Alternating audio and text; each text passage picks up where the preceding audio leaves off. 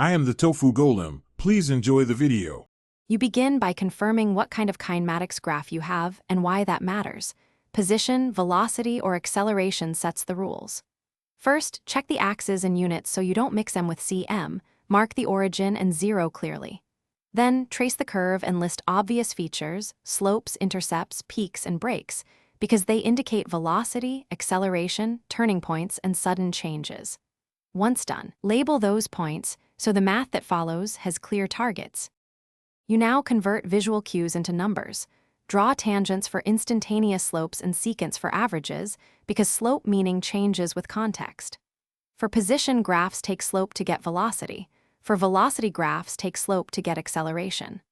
Also calculate areas where needed. Area under VT gives displacement, area under AT gives change in velocity, and use proper sign conventions. Make sure to use consistent units and show arithmetic steps so you can trace errors later. You finish by substituting measured slopes and areas into kinematic equations. Solve algebraically for unknowns like v, x, or a, and write units on each answer so results make sense. Then, validate answers. Check limiting cases, unit consistency, and compare graphical estimates with analytic integration or differentiation. If numbers disagree, go back and recheck axis scales, slope tangents, and area approximations. Small misreads create big errors. Thanks for watching. Consider subscribing if we helped you today.